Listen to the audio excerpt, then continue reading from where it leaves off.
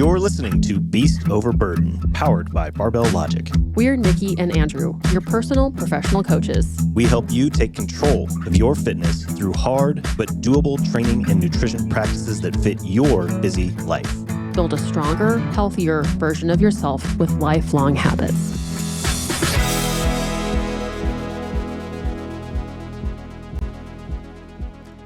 Hey everybody, welcome to your Tuesday episode of Beast Over Burden, powered by Barbell Logic. Hey Andrew. Hello again. Hello, I'm Niki Sims, and this is Andrew Jackson. We are two coaches at Barbell Logic Online Coaching, and we have another guest with us this week. Pretty excited about this one, as I usually am when we have guests on. I just love talking to real humans who do lifting with us and coaching. But this is Joshua Farrow. He is a client of a coach of ours, Daniel Schell, who I'll just take this moment to plug him. He is one of the masterminds behind the podcast. So Dan Schell, this happens a lot because of Dan Schell. So Josh is Dan's client, but you came to our attention, really Andrew's attention, because you kind of slid into his DMs. Yeah. Yeah. I think it was actually when we were at the Seahawks. We were walking to the Seahawks game or something, and I got this notification pop up. I'm like, who is this guy? But it was actually cool to hear from a fan, an actual listener. Yes. It really made my day, actually. Yeah. So Hi, I Josh. appreciate that. Yeah. Welcome. Hi.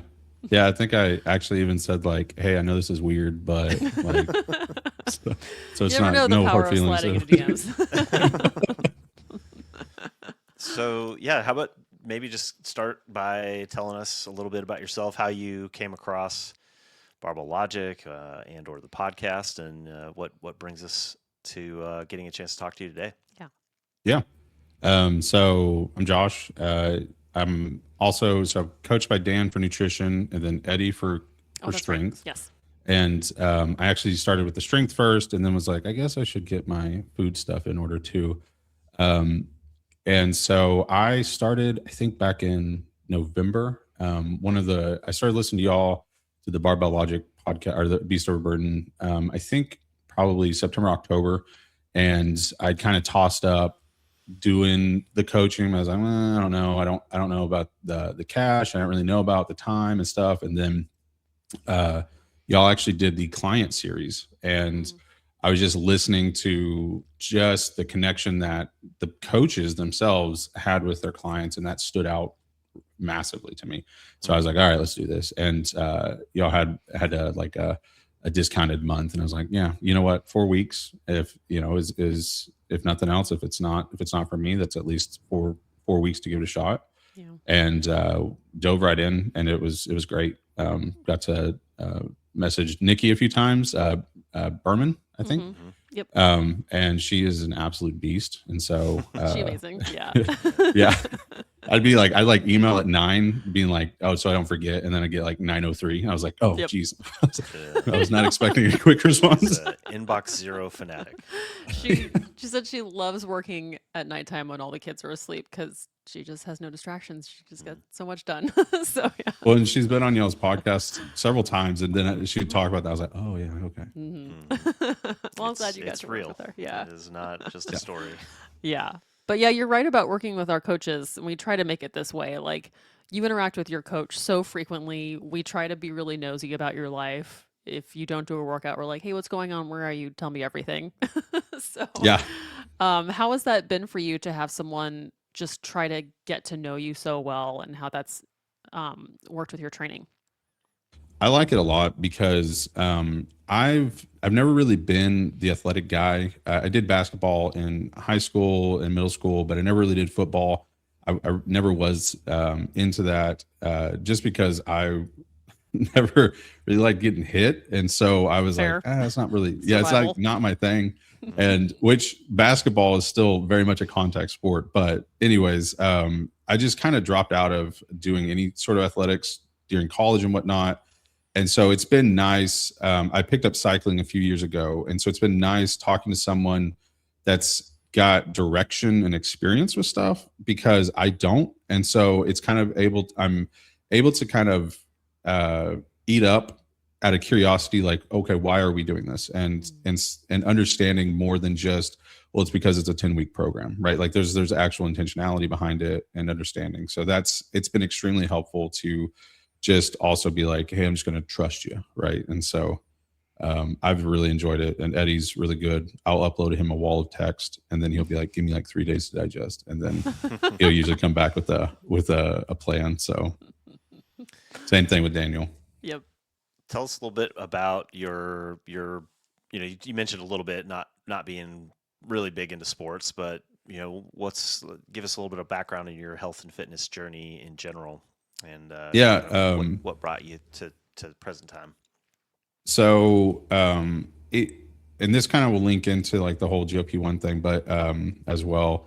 But as a kid, I was kind of the taller kid. I kind of grew faster than all my friends did, and so I ended up being kind of the bigger kid. Or well, people were like, man, but I was actually, looking back, I wasn't necessarily always wide as much as I was just grew faster, and then I kind of stopped, right? And then everyone caught up, and so that kind of, I never realized it till like last year, talking with a good friend that had the same experience. Like it kind of took root in my head as just the big kid, and that's kind of what I knew myself to be.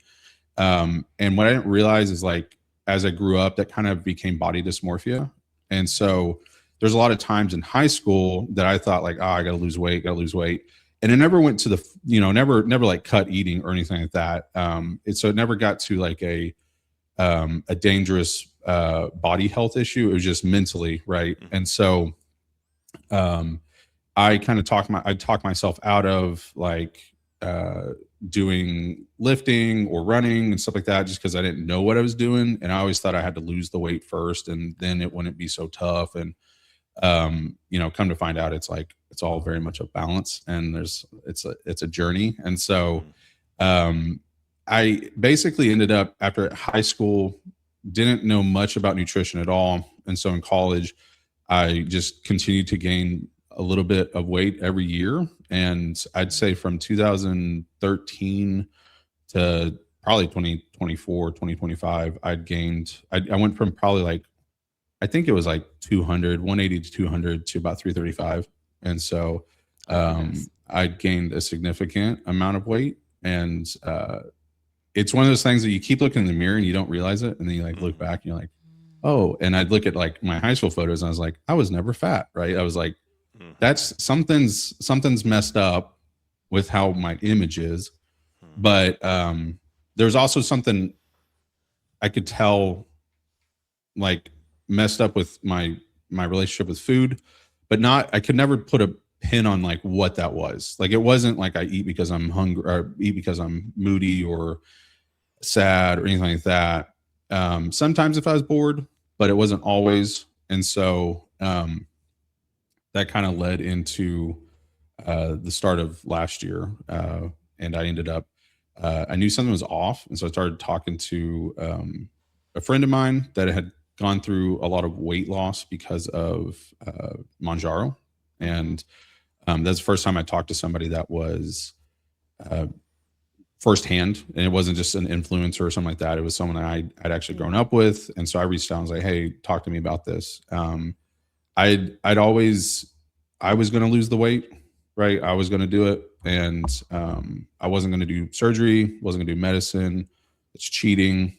I should be able to do this myself. And he basically was like, hey, why don't you just get better? Like, why don't you just take the medicine? Like, what are you cheating? Right? Like life or an early grave? Like I'm confused. Like, but he'd also arrived at that position himself too. And other people like, hey, you can keep doing what you're doing, or you can just take the medicine. Right. And so. And were you working with a doctor at that point? Were you like had any clinical diagnosis, or was this just kind of on your own wanting to change? I had a primary care for about 15 years, and him and I discussed things off and on. I really liked him a lot. I say liked because we've moved towns, so he's not anymore, but I really loved his take on a lot of stuff, because he would normally wasn't like well, this is how you do it. He always he had to work within the framework of the medical field. But for instance, him and I discussed like how Mounjaros and not Mounjaros, GLP-1s work, and the inhibitors and or whatnot. Sorry, messing up how that's said, but GLP-1s work and how they kind of kill the food noise. And so being ADHD, that's not something I'd really brought into the mix. And so I told him when talking to my friend, he had been diagnosed with diabetes type 2. And so I decided, you know what, let's just try a diabetic diet. Like let's cut out some sugar, right? It's not giving me value at this moment. And I didn't really go keto, but I started on that diet.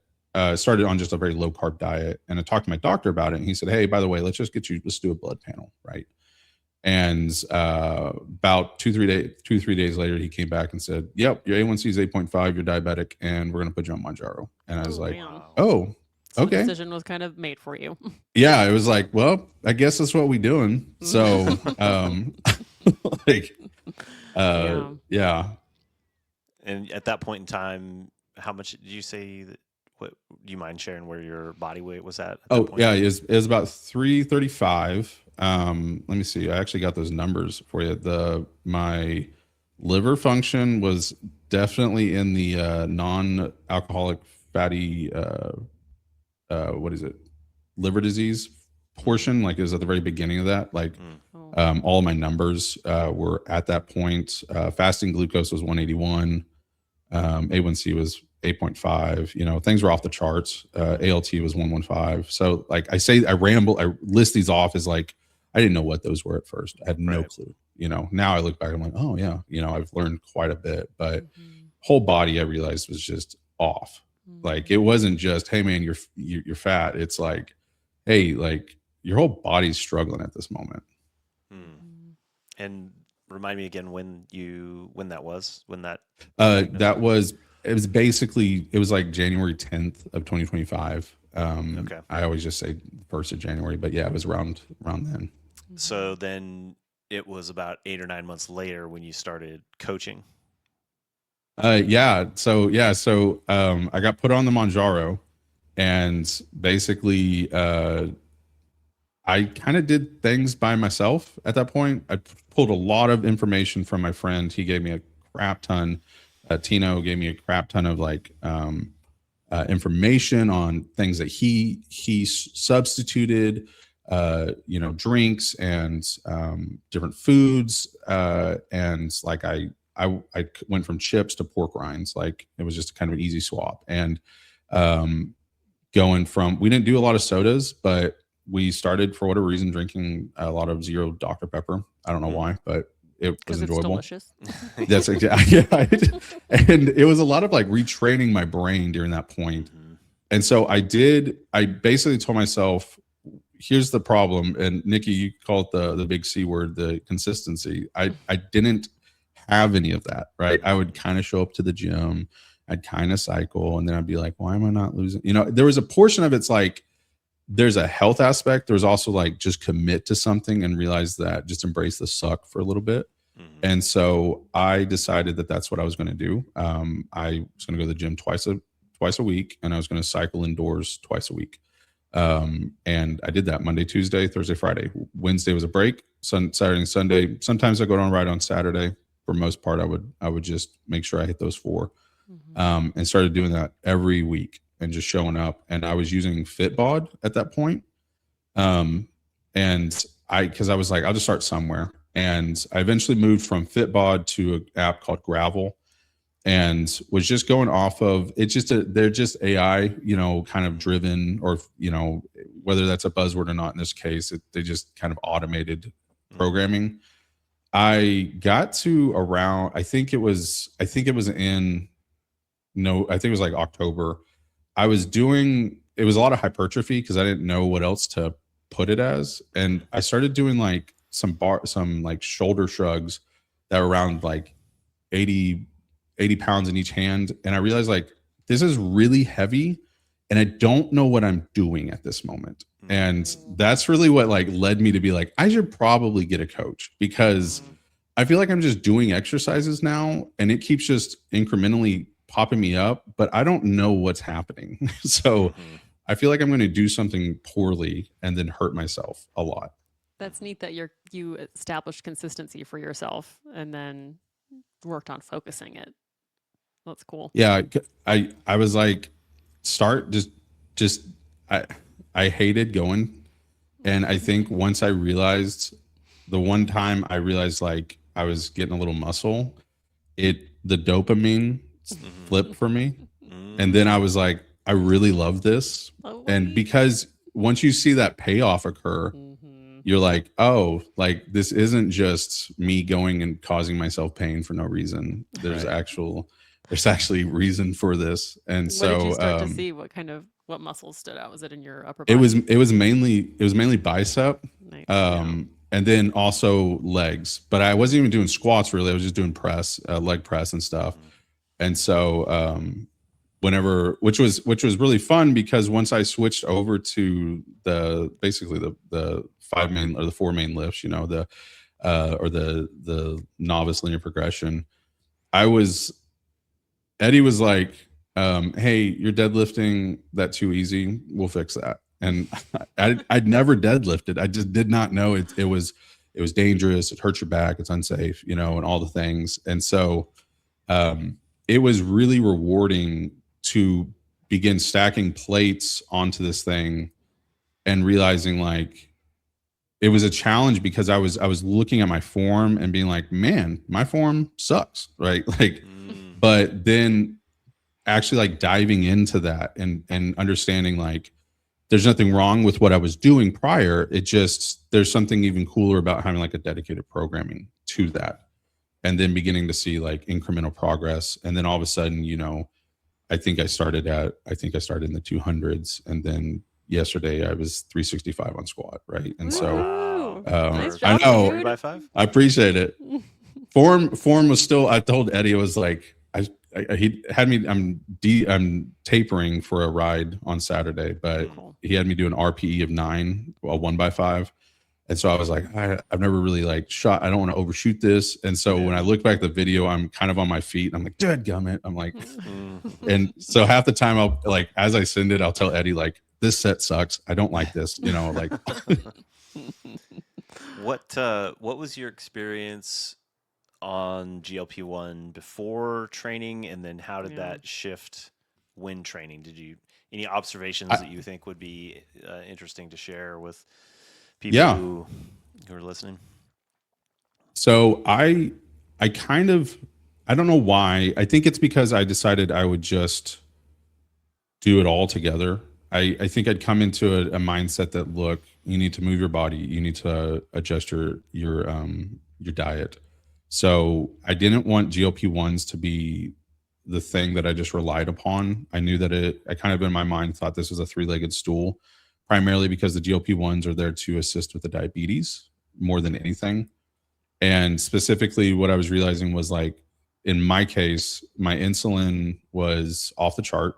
So that had already that was causing my body a lot worse things than the GLP-1s were going to fix, right? Like it was, we had insulin resistance. The best way to reduce insulin resistance that worked for me, I'm not going to say like for everybody, for me, was removing the carbs, the significant amount of carbs. I didn't, like I said, never went keto or anything like that, but I knew that had to lower, and I was okay with that. I've added stuff back now since, but I could feel like a lot, like whenever I'd spike it, all of a sudden, since I was now paying attention, when it would drop, I'd be like, oh, I feel like horrible. So it had this nice negative feedback element to it, where it's like, hey, don't do that or you feel like crap. And so, but I didn't really ever start just doing the GLP-1s and doing just the medication and then have a break and then do the exercising. So my big recommendation to anyone getting on GLP-1s is the GLP-1s are going to cause that satiation cue to become more pronounced. And so you're going to naturally not want to eat quite as much as you were, which also means while the calories are going to be lower, calorie consumption is lower, so is the nutrient consumption. And so things like protein and carbs and fat, you still got to, your body still needs them. Right. At the moment, for me, the carbs weren't as necessary. And I thankfully had found a nutritionist that, our dietitian, was really had a thing that stuck with me a lot. And she said, hey, I'm not really worried about what your macros are for the carbs and the fat. She said, but your protein, I need you to hit that target every day. She said, because your protein your body doesn't store that protein. And so it stores those carbs and fats, and it'll pull those when it needs it, but it doesn't with the protein. So your reparative, amino acids and whatnot, you need to replenish those every day, or closest, hit as close to the target as possible, so that you can be giving your body back that repairing capability. And so that kind of always stuck out to me. And that just lives rent free in my mind. Whenever I'm like, oh, did I get enough carbs? It's like, well, who cares at the moment? Right. Get the protein. Right. And then it have to be super high. Just get the target. The rest of it falls into place. And so that's something I've told others as well, is, look, you need to eat, but if you're going to pick something and you're like, I don't know what to eat, like, pick something with protein. Go after that first. Get that stuff in there. And also, if don't go like, cut out all the carbs, switch it to vegetables, right? Like go after stuff that's going to give you the nutrients you need. And so that's been kind of my advice to others as it relates to the GLP-1s, because of what it does to your hunger. With the change in caloric intake, what did you notice about your energy levels? I think that because I started switching a lot of different things, I didn't notice a dragging effect, mainly because the exercise was kind of pulling the dopamine up. But I would notice that I did have to be purposeful about eating, because otherwise I would start dropping a little bit during the day. Yeah. So I didn't notice a massive cut in my energy. Like, it wasn't like, oh crap, I was just dragging every day for a month. But I think the worst thing I had with the GLP-1s, though, was the stomach issues. And a lot of people report about that. Yeah. Just like a nausea kind of a side effect. It was like I had a stomach virus for quite a bit. And I've heard some, like, I was like, I'm going to deal with it. Others have been like, nope, that's not for me. And I get it. Like, I totally get it. It was never coming out the mouth, but it was definitely on the toilet quite a bit. And so, man. Yeah. That sucks. And it would randomly happen. Like, after 3 months, I would take an injection and then be like, what is happening? Like, come on. Like, it's been several months now. Buddy. We can do this. Yeah. I thought you wanted this for us.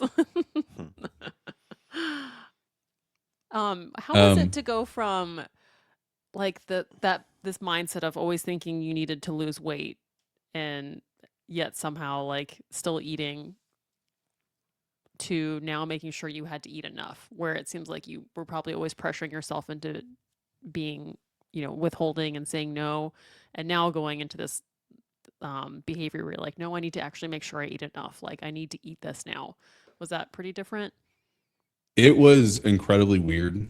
It was incredibly weird too, because whenever I got my first, they come in packs of 4. So you take an injection each week. And I knew, like, on the first pack, I was like, I am about to lose a crap ton of weight. Not with this one, with this one injection, but like, it was like, I know that, like, in the next few months. And it was a weird feeling to be like, okay, I'm accomplishing this, not in the way I wanted to, but also what am I going to do? And that's why your question stuck out a lot when you asked on the podcast. So I was like, that's exactly how I felt. Like, I all of a sudden was losing this weight that I've been trying unsuccessfully for like 10 years to do. And it was like, well, what do I do now? And I remember, like, in fact, it happened. I mean, like, over like the next month or two, there was one specific week where I was dropping a pound a day. It was the weirdest thing. I actually like, so I was using Claude AI at that a lot. Like that's when I first started using it. I'd use AI for work and stuff, but I kind of had ventured over into Claude and then really enjoyed like its model. So I would I was like, let's test this out. Right. And it wouldn't like take it at face value necessarily, wasn't like trusting wholeheartedly, but I'd be like, hey, like, is this safe? Right. And I would also like ask a few other friends and be like, hey, like, and thankfully my friend Tino was able, I'm very thankful I had him because he'd gone through this stuff. So he could be like, hey, you're good. Like yeah, that's going to feel crazy. Right. Every time you step on the scale, it's like another pound or two off. And you're like, what's happening? That was a very weird feeling. But what helped on kind of like with that whole process too, is there's a point at which I went whoop, and then stopped and then kind of bumped up. And so I was like talking to Claude about that. Like, this is really frustrating, right? Like, is that, everyone else talks about like they lose like 50 pounds and I've hit 10, and it was like, hold still, right? Like hold to it. And that's when I started to understand like the body really hates being pulled out of homeostasis a lot. And we always talk about like, it's survival, it goes into survival mode. It's like, it really doesn't. It just goes into stop doing that mode. And it's going to try and maintain that level that it had the entire time.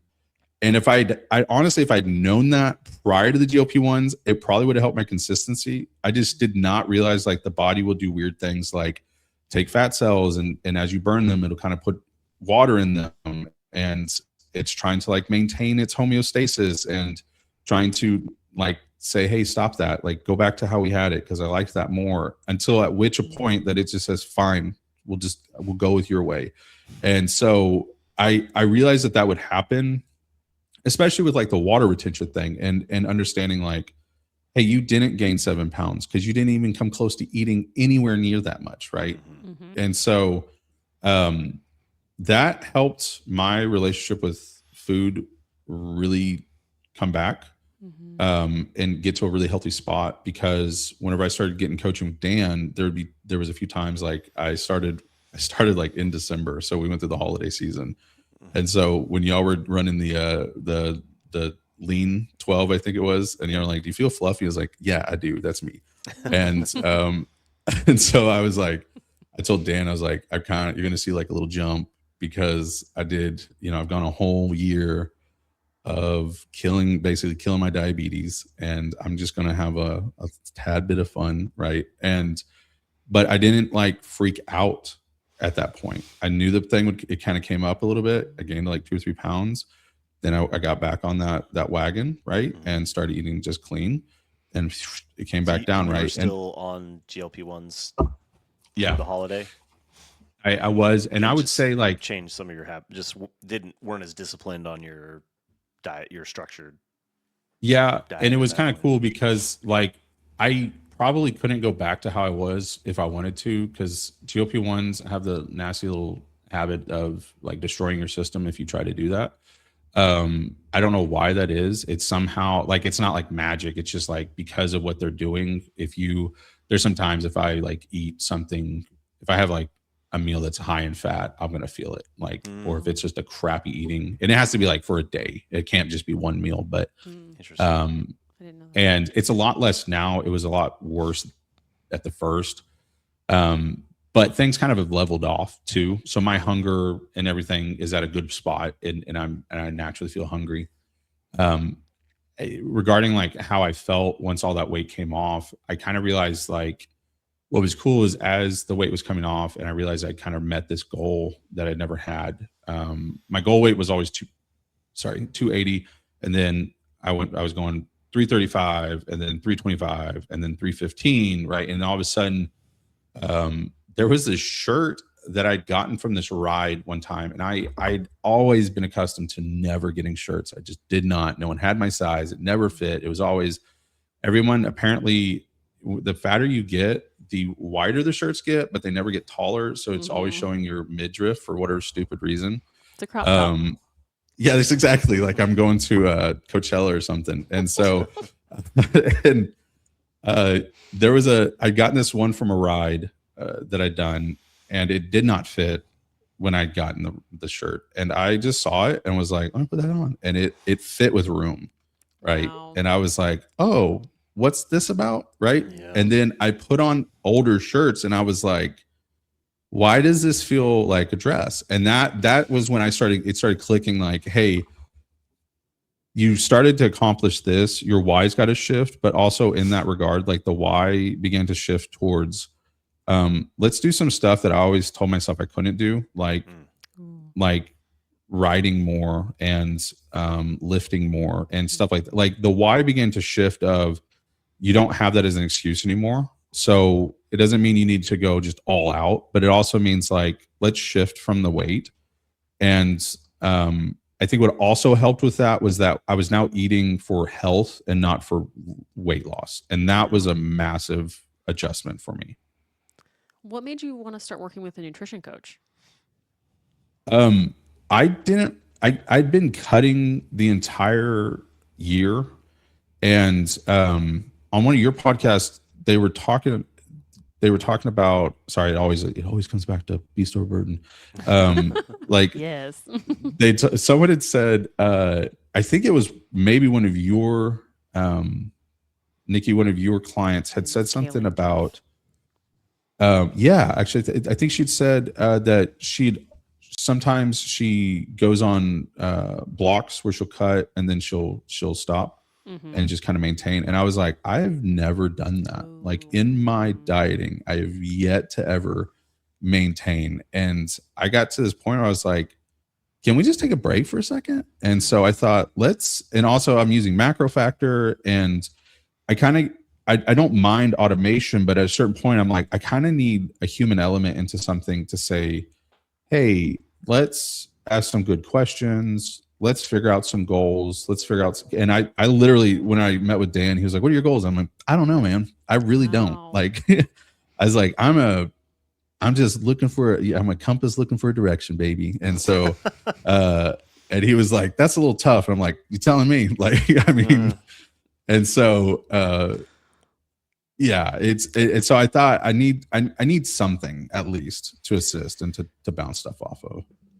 Yeah, I just recorded a podcast last week with Carl talking about AI, which we are we're building into the turnkey coach and the assistant coach kind of feature. And we were even talking about, AI coaches that are out there and fully automated.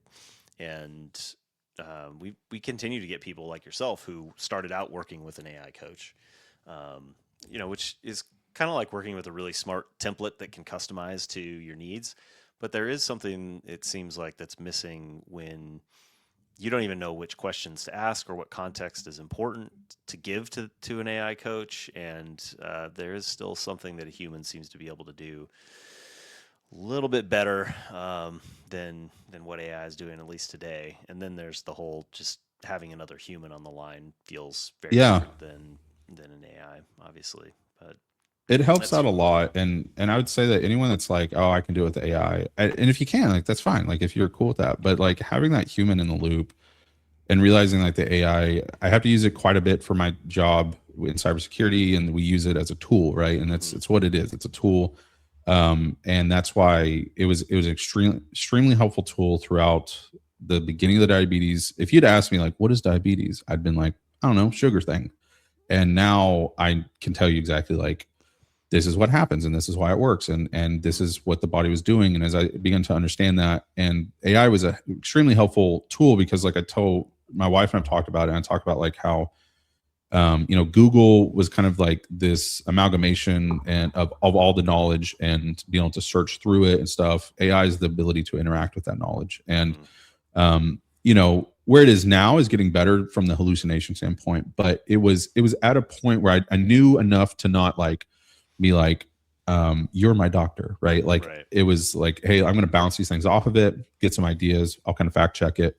And things were lining up. And it was extremely helpful to be able to do that, because I didn't really have any guidance on the diabetes besides my friend. The doctor kind of was like, unfortunately, it was just like, you're diabetic, have fun. It was like, take the meds. I was like, okay. And what does this mean? Like, what do I do with this? And so That's also why that led me to strength training, because it dawned on me, diabetes really is a lot of times type 2 is you got too much. You're trying to shove more glucose into cells that have too much glucose. So it's saying, stop it. And your body says, no, this is my job. Open up. And we just go down this vicious cycle. And I knew I didn't want to be on insulin. I knew I didn't want to do that. And so it dawned on me as I'm reading through, it's like, well, what needs glucose? Muscles. Muscles are the biggest glucose sink. If you got more, you either increase the storage of your body from a regards of the usage of the glucose, or you decrease the glucose, or you can kind of do both, right? Because obviously when you're overweight, you kind of got, the body's beautiful and takes that fat and can change it back into glucose and vice versa.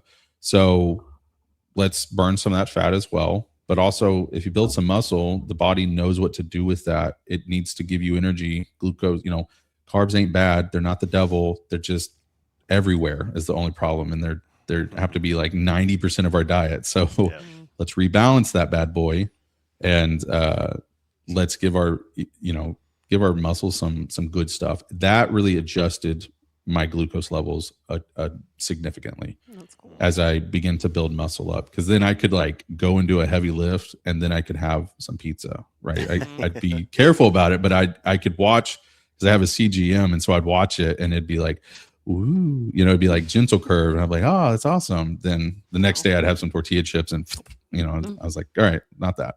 Yeah, got a deadlift, so then the pizza gets delivered exactly. That's right. Just pizza delivery to the muscle. Yeah. You mentioned earlier briefly ADHD, that you have ADHD. Mm-hmm. What have you, or what's your experience been with the nutrition side of things, or as you've now been on GLP-1 for over a year? What was that experience like?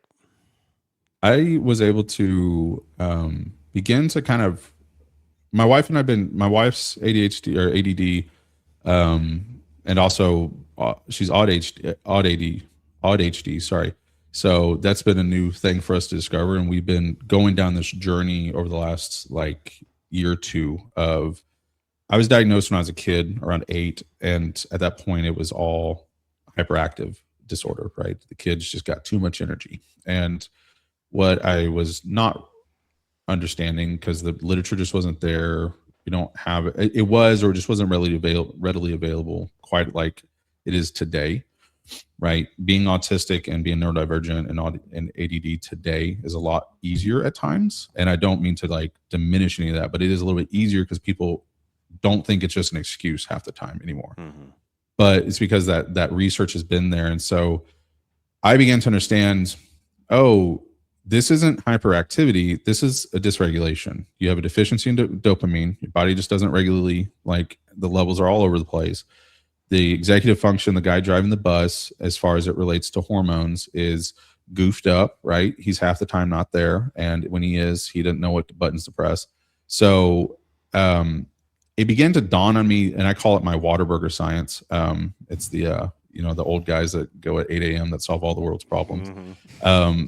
That my assumption is, my hunch is, and I was talking to my doctor about this, is that my body doesn't regularly or doesn't routinely make all the hormones I'm needing. I'm pretty sure I'm probably have a deficiency in, obviously dopamine is one of those. So things like Wellbutrin assist by bringing those dopamine levels a little bit up for me. But things like the GLPs, right? GLP-1 is a naturally occurring hormone.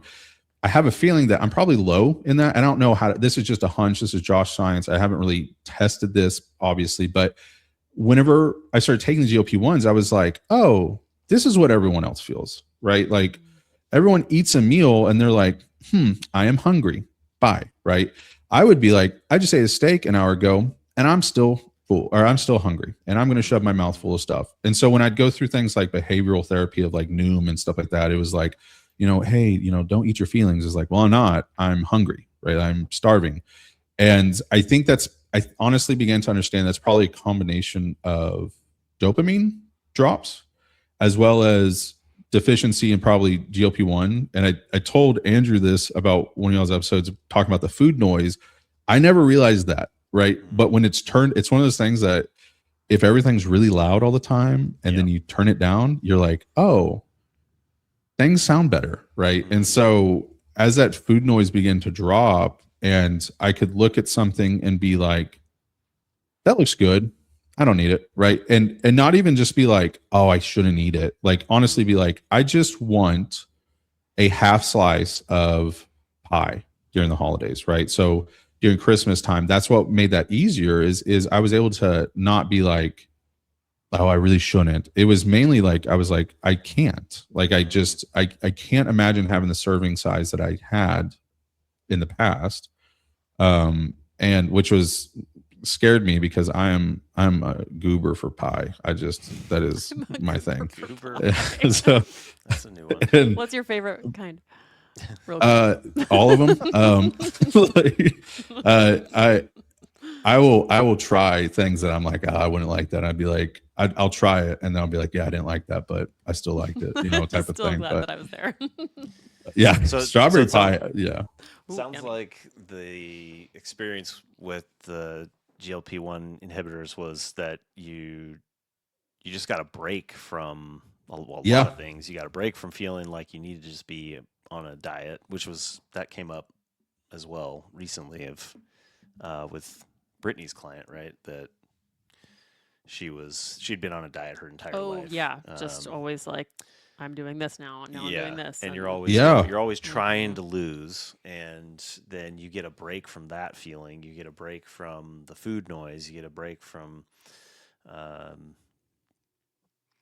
pressure on yourself to just always needing to be less, and then you can't line up your behaviors around that. So it's like. And you said the S word a little bit ago, the should. Like I am really getting. It keeps coming up in many different ways that whenever should is involved, it's always it seems like it's always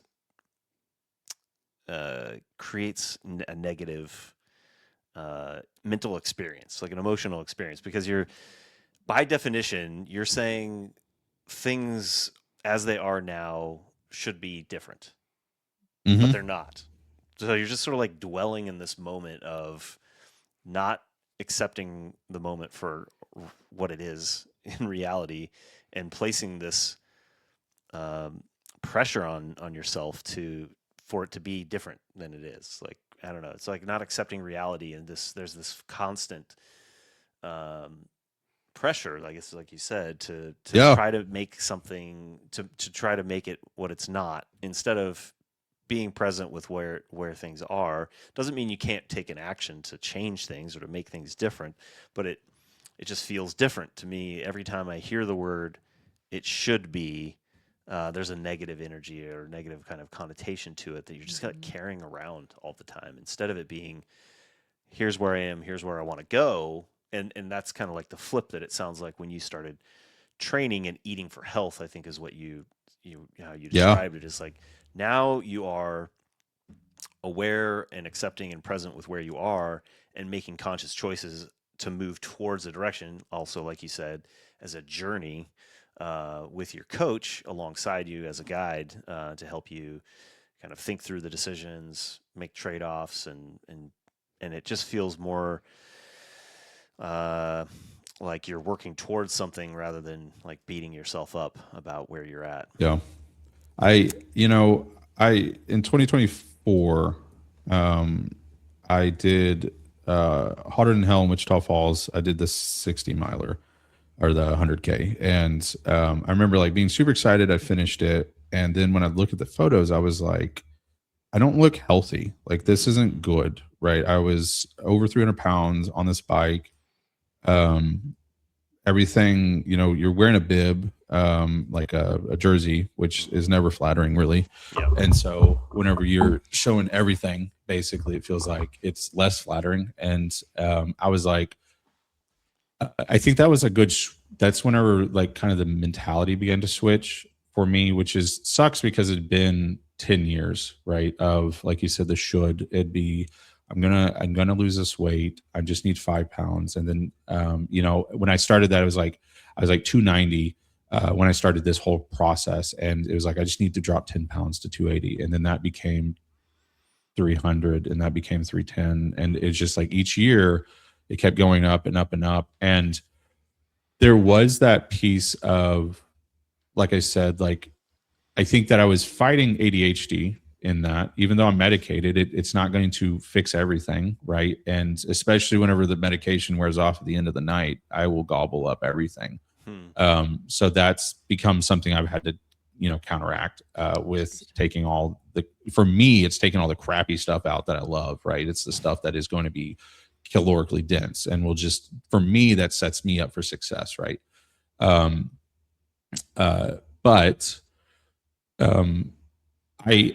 when I saw the photos of me on that bike, I realized, like, dude, you're sick. Like, something's wrong, right? And you need to get help, right? It's not that you're addicted to food. It's none of that. It's something's wrong here, right? Mentally, something's not clicking.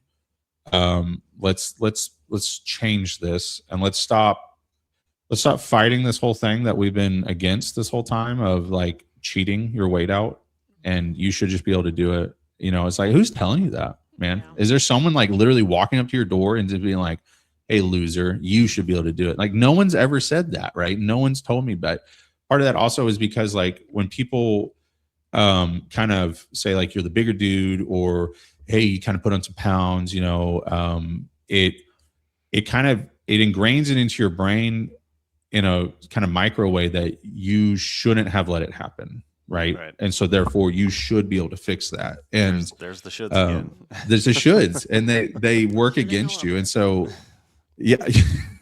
and so whenever when I started taking the medication, and just having someone say that came from that position and said, Josh, just take the damn medicine, right? Yeah. Like, just you got the tool that you get needed. healthy. Yeah, like what are you gonna do? You're gonna put yourself in a grave before you're 40 because you should have done it, right? Like, let's not play that game. Yeah. And let's get this corrected, right? And now so you've built all this muscle. yeah, my A1C is at 5.2. Wow. And all of my crap is, I say crap, all my body, all that crap is in good ranges finally. And awesome. except for my cholesterol, because it just wants to hang on because it's stupid. I'd take fish pills, and I'll eat higher, good stuff, and it's like HDL like goes backwards. I'm like, what is going on? And something's got to be stubborn. yeah, something. And so but I'm glad of where I'm at, and I'm glad of what I've done. But and that's actually kind of what pushed me whenever I started doing the coaching. It was after a few weeks of doing that, I was like, this is really cool to me. And so I actually took the plunge and paid for the Barbell Academy, coaching academy. Yeah. And so and then I started from the ADHD side, just hyper focusing on starting strength and the blue book. And then I did not realize, like, how many people were, like, connected in that way. So there's, like, this rabbit hole, and I was like, oh my gosh, like, everyone's connected. And so which is really cool, because I started realizing different people I'd listened to and read and stuff like that. Like, there's a bigger, vast majority. And even, like, as far as, like, YNAB, right? Like, we've used YNAB for years. And then when I'd hear that, I'd be like, what? So it's just so deep. So many levels. That's so funny. Well, now do you have, looking forward, well, first off, congrats on the academy and taking the next step in what we refer to as the lifter life cycle, where we've heard Matt's talked about it for years, that we have the path that eventually you'll be on Turnkey Coach as a coach, opening a gym or something in your town. But now that you're in it for a few months and hitting PRs, it sounds like, do you, when if Dan asks you or Eddie asks you where you want to go now, like, do you have whys or goals that you're pointed at when you look to the future? Yeah. It's funny you say about the lifter life cycle, because I would always been like, I don't need a home gym, and then You a need month a home ago gym. a month ago we bought a rack. There I'm you like, go. I love my home gym. Then of course I'm like, what are the what are the things I can do? Is this a Yep. good rack? Maybe I could use a different rack. And my wife is Yeah. like, no, we're not doing that. This is a good rack. You'll do this rack till it dies. And I'm like, yes, ma'am. So, like But I right have a line beside item me, in my wine app for a gotta- new Yeah, rack. I'm like, look at my, yeah, it is exactly like I just got a little extra cash and I was like, babe, I could buy another rack and we could sell this rack. And she was like, we bought this rack on sale on purpose because it was less money. And I was like, you're right. It sounds like And so- you need to go down the garage gym reviews rabbit hole. I do. And then you find out that Coop lives in the same town as Matt and Yeah. they go to the same church. Yep. It has taken me 2 weeks because I knew I needed a new barbell, and I went back and forth between multiples, and I'd look up Coop stuff, and I'd look at Reddit, and then I was like, oh God, and I'm going to go with I went with the Ohio Power Bar, but then I was like looking at the Texas Power Bar, and then you'd have people be like, it really hurt my hands. And then other people like, I loved it and I could eat it for breakfast. And you're just like, what do I do? And so, You buy but them both, we're is what you Buy do. them- yeah, that's exactly.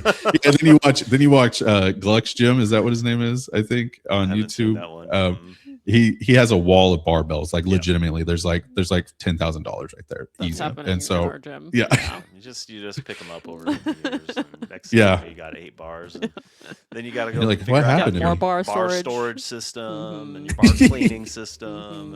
Yeah, Where am I going to put this stuff? Yeah, it's, welcome. For how my why is shifted. So next to me is I love to Zwift, and which is online cycling.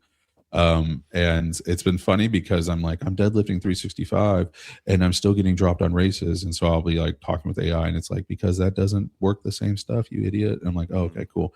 And so this is the first year that, I told Eddie, hey, the season, I started at a really good time. Honestly, I started in November, or the beginning of it. So as the winter season for riding, unless you're insane, you don't ride outside. So I said, this is when the season starts. My first official ride, I don't really race necessarily, but my first official ride's on Saturday. And so it'll be a 43 miler, which is pretty good. And it'll be a nice opener to the season. And so it'll be the first time that I'm like going into this with purposefulness, right? And understanding like for the last 3 months, he has been killing my legs, right, with the NLP, and just been like, yeah, just a little more. And I'll be like, Eddie, why? Because I do like we went from the typical NLP to basically HLM model, heavy, light, medium, and then but Fridays would always be actually the heavy, and so then I would try to ride on Saturday, and I'd be like, I can't do it, and then. Yeah. That's been really cool to like get in. It's funny as it is. It's weird how weird I feel is like, I get why people really enjoy the coaching aspect, because it becomes a strategical thing. Cause it's like, the blue book talks about like, or actually the programming book talks about it's this constant balance of like recovery plus stress plus adaptation. And it's not always that just clear cut, but for the most part, it's like when you're a novice, you can put 48 hours in there and you're good, suck it up, come back on Wednesday, you're fine. But as you get higher up in that stuff, your resources are just getting sucked away from all that heavy lifting. And so then you get on the bike and it's like, what is happening? So that's been like a whole new avenue that's been awesome for me. Well, And- I'm very excited for you if this is you're just now getting back into the cycling season, and Yeah. you haven't gone through it with more new strength. I think you're Yeah. going to be, and you're 50 pounds lighter, And all these nutrients. I think Yeah. you're going to notice a huge difference. Yes, it doesn't perfectly correlate. You're going to have to Yeah. recondition to applying that strength to the bike, but I think you're going to notice you have a gear that you have never experienced before. Yeah. And he's switching me to a kind of an endurance. He's like, hey, Sure. we've built it out. So Yeah. let's begin to shift it to further endurance. And so I'm honestly very excited. And so I don't really Such a know good what coach for that. Yeah. he is, because he'll be like, hey, just a little bit more. And I'm like, Eddie, why? And he'll be like, no, you got this. And so, Yeah. and I'm picking up, I'm learning in that process. So Yeah, that's cool. Well, is there anything else you want to share with anybody who might be curious about working with a coach or GLP-1s or anything that you need people to know about? I'd say, drop the shoulds, really drop the shoulds. We all should do something. And, I should be able to pay attention better, but I can't. My brain's not wired like that. So, Yeah. people with diabetes type 1 should be able to make their own insulin, and their body hates it, right? So there's a lot of shoulds that we have that we get medication for. So stop letting the weight. It's not cheating. And if someone tells you that, they can shut up. I mean, seriously, Yeah. so get the help, just take the medicine. And if you're able to, right? If you're able to, but if that's not you and that's not your position, like, then get some help somehow or some way, right. whether it's a coaching or whatever, right? Drop the should, don't be an island. So That I'll never not need that message, I think. That's like Same. such a great one to keep repeating because, our internal voice seems to be the loudest critic sometimes or it's often. a jerk. Yeah. I really appreciated how you describe certain complex mechanisms in our bodies with like some grumpy guy in our brain. How you describe diabetes. That was, thank you for those interpretations. You're welcome. Yeah. Now, if they're medically sound is a whole different question.